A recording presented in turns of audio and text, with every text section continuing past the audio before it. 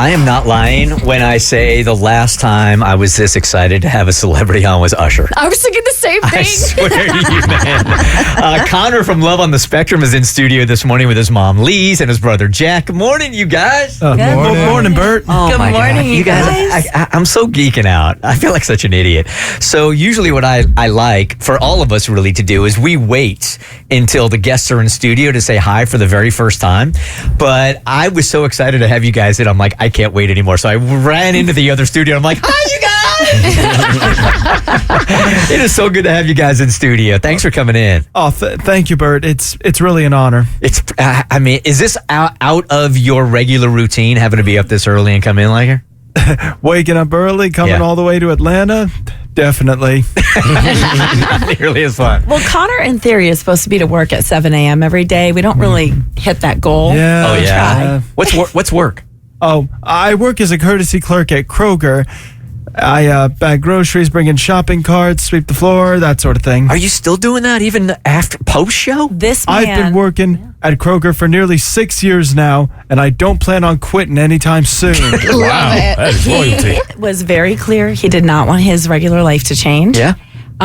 He does not have to do that anymore, but he insists, and he looks at me and says, "What would I do all day?" That is awesome. All right. Exactly. This Very man much. keeps us humble. I respect that. Yeah. Yeah, I got more questions about that in a second. But at least for those that have never watched the show before, Yeah. you want to kind of give them what the synopsis is? Yeah, absolutely. It's a heartwarming show that I think spreads a lot of love, joy, and hope for just following adults and people on the spectrum, individuals who want relationships, romantic relationships. I think there's a lot of misunderstanding with people on the spectrum that they may not want that and that they don't seek that out, but it's not true. And for those of you that aren't watching or haven't watched, you really should, because as she said, and Abby and I have been talking about now for months, it's just, in the world that we live in now, just to be able to have 45 minutes or an hour of pure joy. Yeah. And it really is, Connor, each and every week watching your relationship is pure joy. Not only with your family, but Georgie also. Yeah. I know. I loved it. You walked in repping your I Heart Brunettes hat, which I felt that in my soul. Yes, and again, as I've said many times before, just for clarification, I don't have anything against blondes, okay? I never meant to offend anyone who is blonde. We all have our types. We love the blondes. Yeah. We do very much so. Jack is stepping up and going, I like blondes. Are there times where you will get complaints from women or from anybody if you say anything on the show that might have hurt their feelings? Well, if I do, I just want the record set straight. I mean, no offense of any kind. All right, he's kissing babies and shaking hands. No, actually, we get funny comments where people want to dye their hair for Connor to notice that. These people shouldn't have to hide who they are just for me. Also, you're a taken man now. You've got Georgie. Exactly. I loved watching you fall in love with Georgie. It really was the highlight, I think, of season 3. So are you guys still going strong? We are, very much. We are.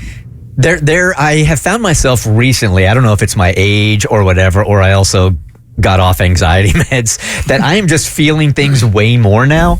So I'm watching your show a couple of weeks ago, and it happened to be the episode where you're at Chateau Elan, and you have to break yourself away from Georgie because you're so overwhelmed with emotions, and you're walking down the stairs, and you start saying to yourself, oh my God, where have you been all my life? And I started crying watching the show, man. It was so touching. Oh, you heard that? Yeah, oh yeah. You were mic'd up, bro. I probably should learn to keep my thoughts to myself. No. I love it. I think that's what's so beautiful about the show is, first of all, you're so unapologetically yourself on the show, but it can be really difficult to be vulnerable in an environment like a reality show. So did you find that hard? Was there a tough adjustment for you? It was pretty hard adjusting, yes. What's kind of cool is Connor, he has a nickname in our family, Truth Serum. I mean, and it's just living with someone who is just real and raw and doesn't have any pretense. He doesn't lie. I mean, it's just amazing. And it's fun because if I ever think I look fat in something and I ask my husband's like, no, baby, you look good. And I go, Connor, he's like, no, take that off. Well, Connor, what's the last date you and Georgie went on? Hang on, let me think. Oh, I believe it was The aquarium. Oh, the aquarium. Yes. Sorry. But you have a date tomorrow night. Oh, yes. Where are you going? Well. Oh, wait, no, don't say it because then people will probably try and find you. Don't. Oh, never mind. you're Tell us right. off the air. Bad idea. But they'll be together tomorrow night. So we're super excited for them. Now, is everything that you guys are doing together still being filmed, or is this now outside of TV? This is outside of TV. Oh, great. Was there anything surprising you'd say that you learned about yourself being so vulnerable on camera and on this journey?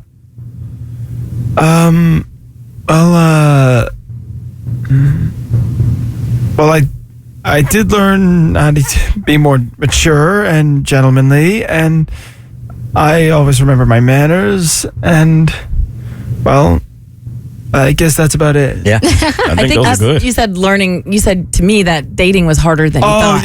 That's right. I completely forgot that. So how is dating harder than you thought it was going to be? Well, you got to remember a lot of important dates. You got to remember what you agreed on. You got to remember what she likes, what she doesn't like, what her That's favorite tough for me, foods too. are. Yeah. It can be pretty crazy. Now, Jack you've really helped out in this area. Yeah. Haven't you? Yeah.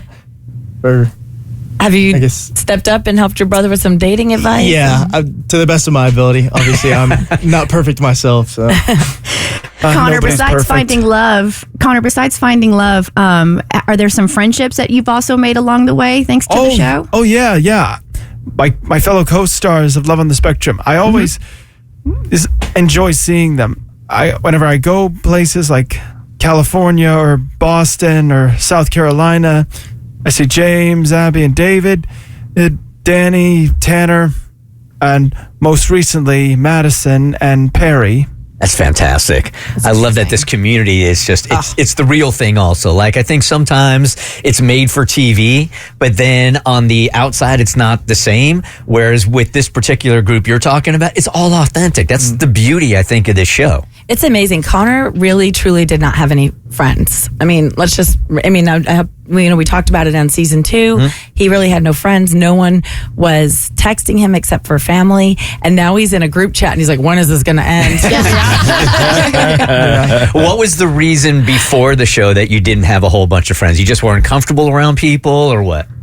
Well, I didn't have a lot in common with people. I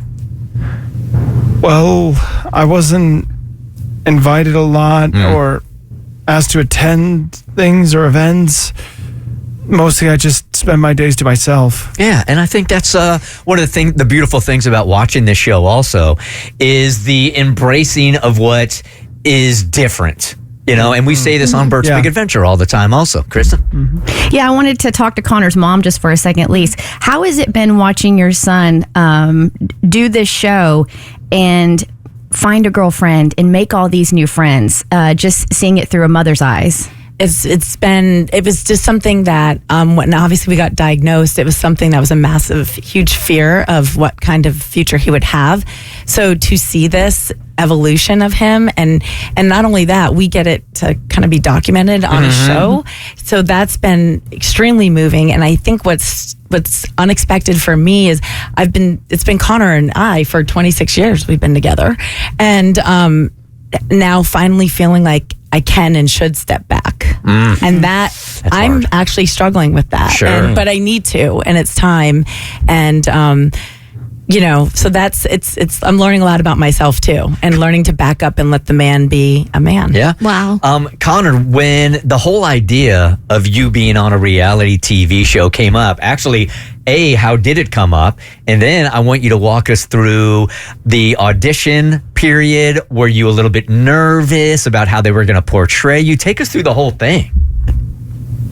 Well, when I first saw Love on the Spectrum Australia and heard there was going to be a U.S. series, sorry. No apology. Well, my mom suggested maybe I should go on it. Maybe I could find love, maybe even become famous.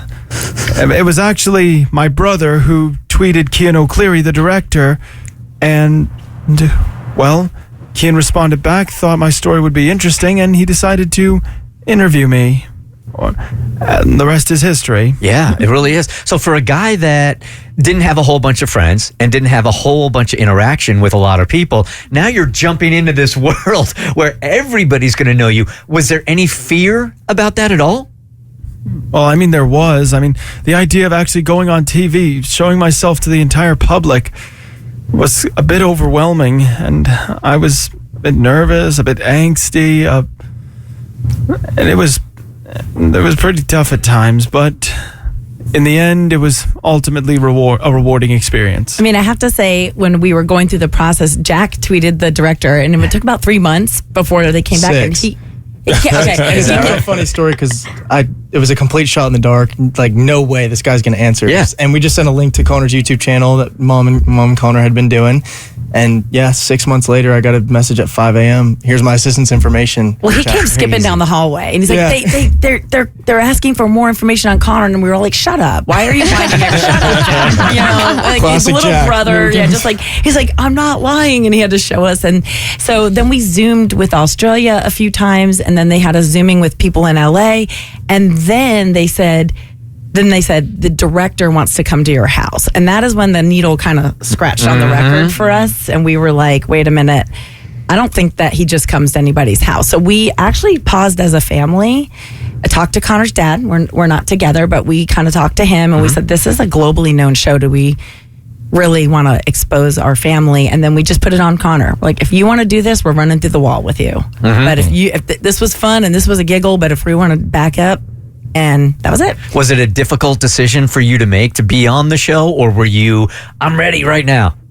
It was a bit difficult. I was nervous and didn't know what to do. And, well, now that I think about it, it was a lot of pressure for me, but I pulled myself together, and eventually I was able to get To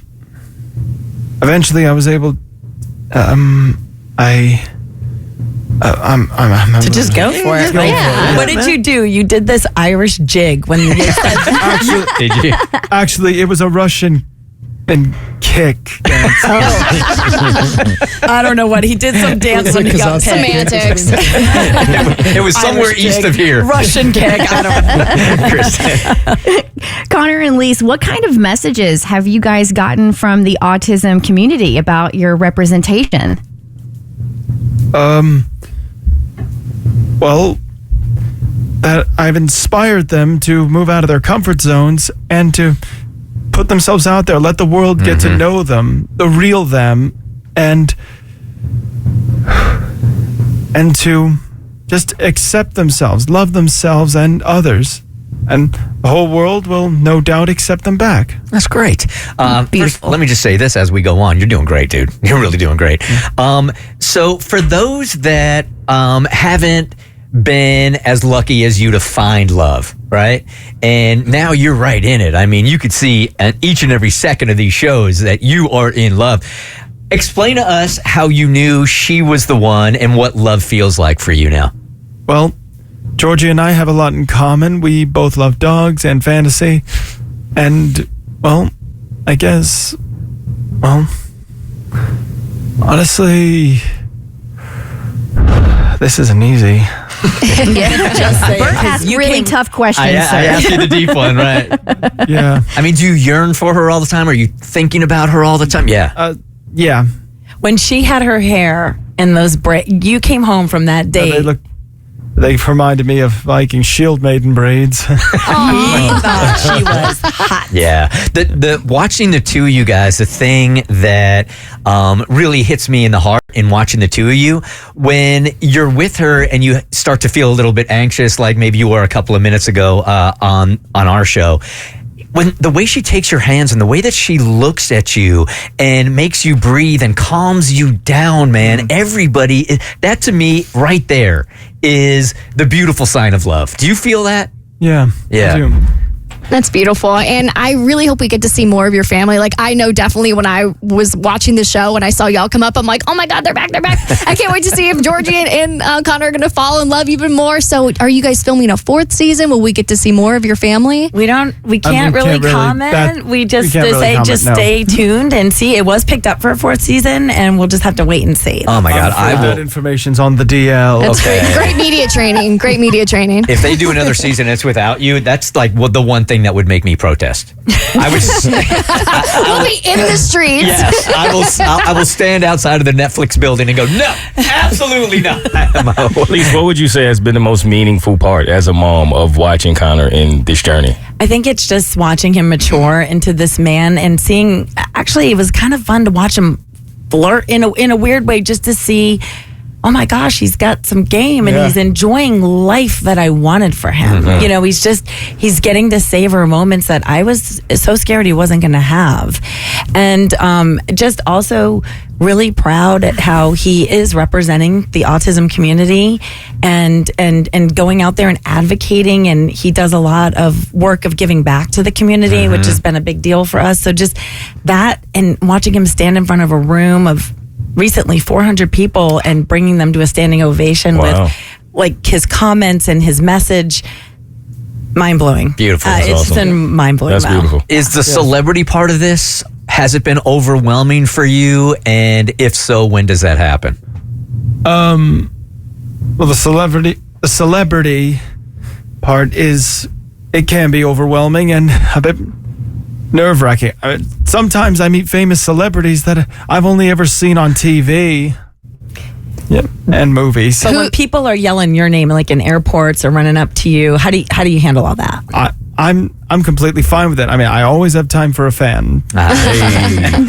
Who have you gotten to meet? Like, who have you been most excited to get to interact with that you never thought you would have gotten to if not for this opportunity? Well, I did meet Nikki Glaser and Benedict Wong. Okay. Oh, those are some heavy hitters. Yeah. And so we saw Sofia Vergara at the Emmy party with Heidi Klum. Yeah. Oh, like, casually, just at the Emmy party. But Nikki Glaser grabbed him for a picture. And I didn't even know who she was. And he comes up and he goes, these fans keep bothering me. I'm like, dude, that's Nikki Glaser. Do you understand? But and then he's headed off to LA for the red carpet premiere for How to Train Your Dragon, so you might meet Jared Butler. And Nick Frost, I've been told he's in that as well. Fantastic. Oh, It's a weird world we're in. Weird world. Right? Honestly, Small like world. I'm fangirling over you right now, and I'm just like, can't believe I'm in your studio. So thank this you. is just a weird world for us. Yeah, Lisa was saying that she's been listening to the show for a long time. So Since it's just weird, right? 2002. It's weird. Wow. For real. I'm not joking. I'm like, Bert, just hugging me. Well, thank you. Hey, I want to say this one last time, too, before we wrap up, is that what I think is so beautiful about this show at this particular time, too, is there does seem to be a narrative coming from very high up that if you're on the spectrum, that you'll never be able to live this full life, that you'll never be able to go to college, that you'll never be able to fall in love. You'll always have to live at home. And it's being painted as this really dark place. And it's the wrong narrative. If you just watch this show for 15 minutes, you realize that's BS, and this right here is the real world. We're just really proud of how Connor is representing, the autism community and all that is possible. And, we're just so proud and so pleased to be a part of all of this. And you're right. I mean, I just think just watching him push himself, and I think the love and support of hopefully us and his community now, it's been amazing to watch. But I agree. I think there's a lot of heaviness, darkness, and sadness, and just a lot of hate. There's a lot of hate out there, and it's just, we need more love. Like, we need more love on and off the spectrum. Can we just get some more love? Amen to that. And that's why you really should be watching this show. I mean, Abby said it a million different times. She's the one that got me onto the show. Oh my Good job, gosh. Abby. Thank you. No, I watched it like Abby. through Thank you. twice. It is just such a feel good show, and we were just joking about how we were watching the Secret Life of Mormon Wives show. I'm like, this is so depressing. I'm like, I need love on the spectrum as a chaser. Like, I need to bring me back up again. It's true. Jack, thanks for coming in here too, man. Yeah, absolutely. Appreciate you having me. Appreciate it. Connor, man, we will be watching you, dude. Congratulations on finding love. More than anything else, the show is nice. Yeah. The love thing is the really important thing. That's amazing. Yeah. Thank you for having us. This is amazing. It's great to meet all of you. Kristen, we're happy for you. Congratulations. Sorry we didn't get to see you in person. No, thank you so much. I'm sorry I'm not there to give you a hug in person too, but I'm just making sure I'm getting LA ready for Connor when he comes out here for the movie premiere, okay? You gotta warm it up. Excellent. Yes. Yeah. Well, congratulations to you and enjoy your evening. Thanks, you Thank guys. you. Thank you very much. Thanks for coming in. The Bert Show.